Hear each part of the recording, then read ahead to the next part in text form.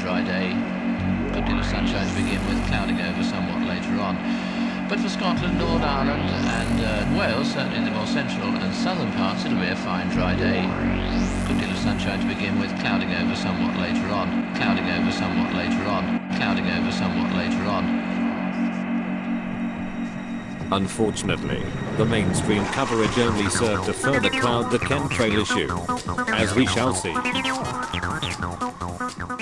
The mainstream coverage gives three different explanations of the strange trails: weather modification, or geoengineering, military chaff, or normal contrails. Yet each of these explanations have contradictions within themselves. First, weather modification.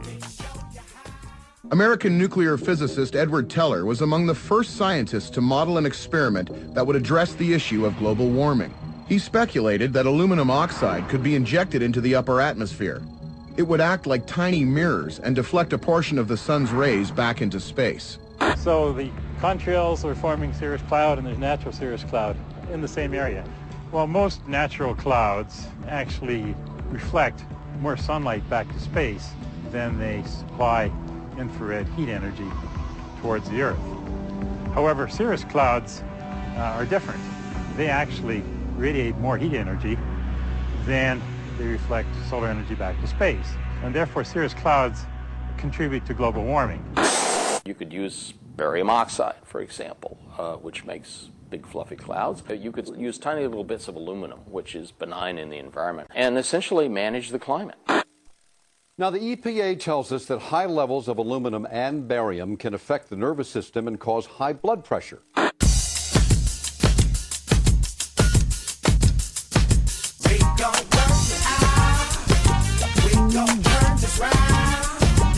We gon' show you how to make it, yeah. And then there is Professor Gregory Benford of NASA and UC Irvine, who told us in our last story about ideas for modifying the weather that he says aren't happening now, but will probably happen down the road. But for Peterson, the future is now.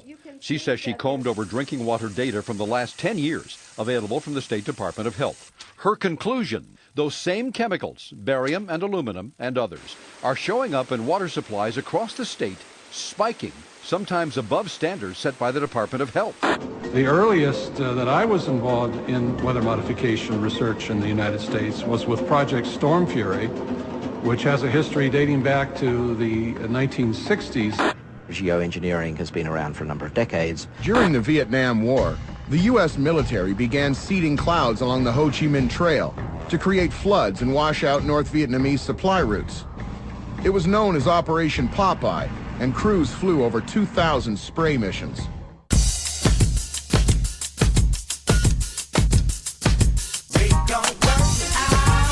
Our next round is called Ring of Truth and utilises the groundbreaking notion of rewarding correct answers with points. Celebrity facts are what it's all about, but are they facts or fiction? Clouds were once removed from the sky so that Paul McCartney could perform Good Day Sunshine at a concert. Sorry, what do you mean? Well, you can move clouds if you really want. What you do is, you can either fly a plane over it and drop silver oxide on it, or you can shoot a rocket into the cloud. You can basically steal other people's rain if you do that. The cloud's going over. Is this a dream? No, you can do that. So you're telling me that it's possible to move the cloud? No, I think it's true. Yeah, you have to have a lot of money. It might sound like a stupid question, but why would he move the cloud? Well, because good day sunshine. It can't be good, bold, cloudy day sunshine. Just the song's called Good Day Sunshine. Doesn't mean you have to have the cloud moved. Yeah, when he sang Don't Let Me Down, did he gaffer tape himself to a lamppost? It's like at my 21st, I didn't want clouds, so my dad had them removed. What? At my 21st, it was outside and we didn't have a marquee, so removed the clouds. Yeah. Did he really? Did he send up planes? Yeah, 2 planes. Did you honestly, at your 21st birthday, get a cloud moved? No, I got more than one. There was, oh my God. The whole sky just over our house in Hampshire was blue. Yeah? Just to match my dress. You spoilt bitch! That's incredible! It's called weather modification, is what they call it. The fact is, you definitely can do it. The question is, did Paul McCartney have a Yeah, you could do it. You don't need a big old Gulfstream, just a little plane. To be honest, actually, it's not a thing about being rich. It's slightly to do with being rich. If you get a plane to move a cloud, surely. I'm saying it doesn't have to be a Learjet. I mean, we live on a farm. As opposed to these council estate Cessna-like aircraft, you mean? Do you think some of the problems of drought in Africa have been caused by too many people having 21st birthday parties too close to each other? So, David, what are you thinking? I think it's eminently plausible. They're saying it's true. Lee? Well, what do you think, Tara? What are we saying? I think it's true. Okay. He mustn't use my plane. Don't say it is. I'll say it's absolutely, sniffing well true. Okay, and I can tell you that it is absolutely true. Well done.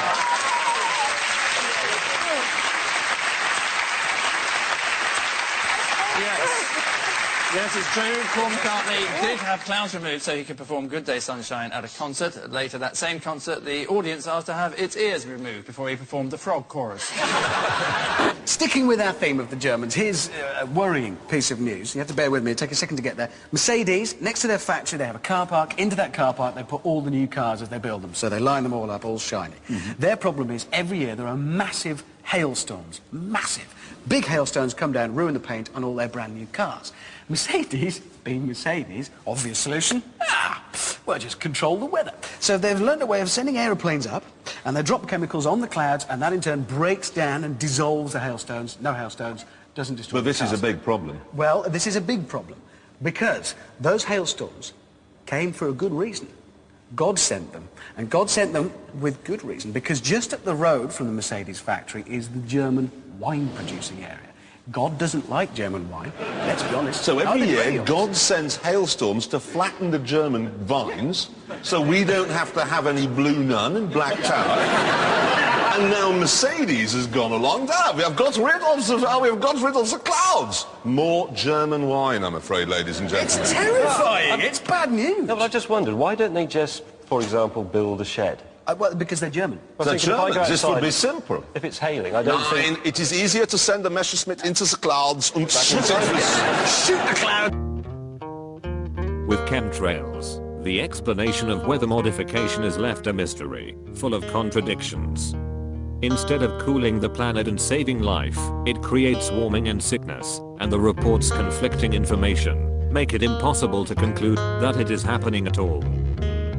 The military chaff explanation doesn't make things much clearer either. Last weather segment, this is inevitably military or something going on. The government, the Air Force, they send out what's known as chaff, and it's a way to experiment with the radar systems. And when you see this kind of a pattern like this, you can rest assured there's something going on. They're actually little bitty magnetic and little bitty strips of, whether it's aluminum, you know, they change it, but what happens is the radar deflects off of all these little pieces, and they use it actually as a jamming mechanism for radar in warfare, but it can also jam our radar and make rain appear that there really is no rain out there. This is what we call chaff, and what happens here, military jets, some come out of Key West Air Force Base, and they move off into the atmosphere, and they drop mylar strips, which some are coated, and if we come back to me on camera, they're about the size of this piece of paper, and they vary in size. Some could be a little wider, some are small glass fibers that are coated in aluminum, and what the Air Force does is they take their military jets and they dump these out of the aircraft, they fall in the atmosphere, and some take as much to a day to fall down, and it's to confuse enemy radar, and they use these training exercises to, again, confuse that radar to make these little blobs appear, and it has been proven that back in operations in the Balkans and also the Gulf War that this has saved many pilots' lives. So, Don, it's a nuisance to you and I to determine what's real and what's not, but it looks like it is a life-saving operation there from the military.